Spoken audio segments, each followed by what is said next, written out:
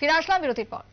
পুঞ্জে হামলার পর এবার সফরে কাশ্মীর সফরে কার্যত প্রতিরক্ষা মন্ত্রী রাজনাথ সিং রাজৌরিতে সেনা কর্তাদের সঙ্গে কথা বলবেন কেন্দ্রীয় প্রতিরক্ষা মন্ত্রী এবং সেনার মনোবল বাড়াতেই তার এই কাশ্মীর সফর বলে আপাতত খবর। আরো একবার জানিয়ে রাখি, কাশ্মীরে এই মুহূর্তে সফর কার্যত রাজনাথ সিং এর প্রতিরক্ষা মন্ত্রীর এবং তারই সঙ্গে সেনাদের মনোবল বাড়বে কাশ্মীর সফরের মধ্য দিয়ে, যেমনটা আশা প্রতিরক্ষা মন্ত্রীর। রাজৌরিতে সেনা কর্তাদের সঙ্গে করবেন বৈঠক, কথা বলবেন বিভিন্ন বিষয়। আর কি আপডেট থাকছে কথা বলে নেব নিউজ ভ্যানগার্ডের এক্সিকিউটিভ এডিটর নীলের সঙ্গে। নীল, রাজৌরিতে সফর প্রতিরক্ষা মন্ত্রীর, সেনাদের সঙ্গে কথা বলবেন, আর কি তথ্য থাকছে? দেখো, পুঞ্চে আজকে পুঞ্চ এবং যে রাজৌরি, সেই রাজৌরিতে আজকে যেতে পারেন কেন্দ্রীয় যেতে পারেন না, যাচ্ছেন রাজনাথ সিং। ইতিমধ্যেই সকালবেলা দিল্লি থেকে বিশেষ বিমানে রাজৌরির উদ্দেশ্যে কিন্তু রওনা হয়েছেন দেশের প্রতিরক্ষা মন্ত্রী রাজনাথ সিং। সকাল 11টা নাগাদ তিনি রাজৌরির উদ্দেশ্যে রওনা হয়েছেন বলে সেনা সূত্রের খবর। তিনি প্রথমে রাজৌরিতে যাবেন, রাজৌরিতে গিয়ে সেখানে সেনা কর্তাদের সঙ্গে কথা বলবেন, তারপর তার পুঞ্চেও যাওয়ার কথা রয়েছে বলে এখনো পর্যন্ত সেনা সূত্রের খবর। যেটা ইলেকশন অর্থাৎ সুপ্রিম কোর্টের অ্যাজ পার রায় অনুযায়ী আর এই 2024-এর পরে 2024-এ কিন্তু জম্মু কাশ্মীরের নির্বাচন করাতে হবে এবং জম্মু কাশ্মীরের নির্বাচন যত এগিয়ে আসছে ততই কিন্তু জঙ্গি হামলার ঘটনা ততই বাড়ছে।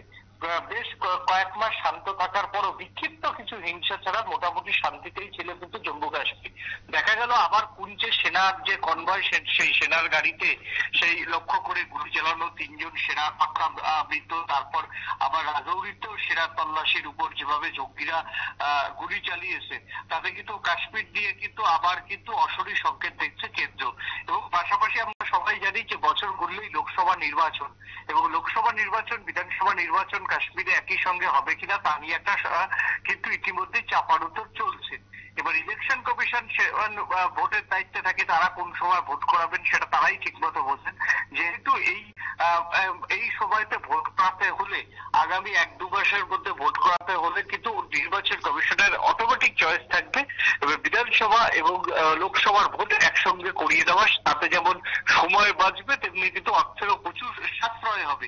সেই জন্য একটা নির্দিষ্ট যখন পরিকল্পনা করে কমিশনের কর্তারা এগোচ্ছে, ঠিক সেই সময় পাকিস্তানের ভোট বানচাল করতে কিন্তু মার্জিন অফ কাশ্মীরের ভোট বানচাল করতে কিন্তু উঠে পড়ে লেগেছে পাক পদপুষ্ট যে জঙ্গি সংগঠনগুলি, সেগুলি লাগাতার কয়েকদিন ধরেই কিন্তু হিংসা চলছে পাকিস্তানের পদপুষ্ট জঙ্গি দ্বারা কাশ্মীরে।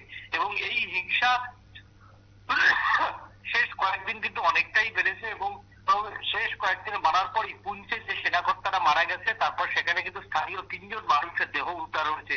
স্থানীয় 3 জন মানুষের দেহ উদ্ধার পর সেখান থেকে সরিয়ে দেওয়া হয়েছে। ব্রিগেডিয়ার পর্যায়ের অফিসারদের নিরপেক্ষ তদন্ত হবে বলে সেটা ইতিমধ্যেই জানিয়েছে। তার মধ্যেই রাজনাথ সিং যাচ্ছেন, অর্থাৎ পুঞ্চের ঘটনাকে কেন্দ্র করে বাকি যে জায়গায় যাতে কোনো প্রভাব না পড়ে, পাশাপাশি পুঞ্চে যে 3 জন স্থানীয় নিরীহ নাগরিকের দেহ উদ্ধার হয়েছে, বিষয়টা যাতে পাকিস্তান মদতপুষ্ট জঙ্গিরা ফায়দা তুলতে না পারে, সেনাদের সঙ্গে স্থানীয় বাসিন্দাদের যে সম্পর্কে অবনতি যাতে না হয়, সেই জন্যই কিন্তু ইতিমধ্যেই তড়িঘড়ি সেখানে যাচ্ছেন প্রতিরক্ষা মন্ত্রী রাজনাথ সিং। প্রতিরক্ষা মন্ত্রী রাজনাথ সিং সেনাকর্তাদের সঙ্গে, সেখানকার কর্তব্যরত সেনাকর্তাদের সঙ্গে কথা বলবেন, লেফটেন্যান্ট গভর্নরের সঙ্গেও কথা বলবেন। এছাড়া পুলিশের যারা শীর্ষ আধিকারিক রয়েছেন তাদের সঙ্গেও কথা বলে কিন্তু বিষয়টা বোঝার চেষ্টা করবেন। পাশাপাশি স্থানীয় মানুষের, স্থানীয় কিছু সংগঠনের সঙ্গেও কিন্তু দেখা করতে পারেন বলে এখনো পর্যন্ত খবর।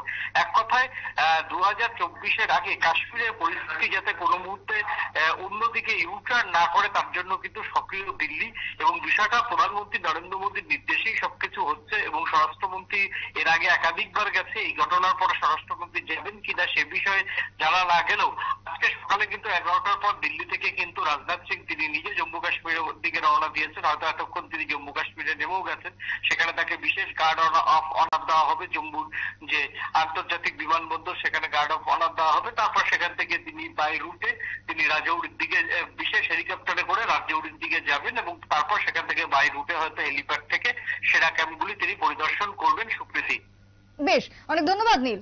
কথা বলছিলাম আমাদের এক্সিকিউটিভ এডিটরের সঙ্গে। তবে একদিকে পুঞ্জের সুরনকোট এলাকায় সেনা হেফাজতে 3 জন সাধারণের মৃত্যু, অন্যদিকে সেনাদের মৃত্যুর খবরকে কেন্দ্র করে রাজনৈতিক পারদ ক্রমশ চড়ছে এবং এই পরিস্থিতিতে খতিয়ে দেখার জন্যই আজ বুধবার প্রতিরক্ষা মন্ত্রী রাজনাথ সিং তিনি উপত্যকায় যাচ্ছেন এবং একদিকে যেরকম জঙ্গিদের খোঁজে তল্লাশি অভিযান চলছে, অন্যদিকে পরিস্থিতি কি রয়েছে সেনা আধিকারিকদের সঙ্গে কথাবার্তার পাশাপাশি সাধারণ মানুষের সঙ্গে কথাবার্তা বলবেন প্রতিরক্ষা মন্ত্রী রাজনাথ সিং বলে সূত্রের খবর। একটা ছোট্ট বিরতির পর ফিরে আসছি, সঙ্গে থাকুন।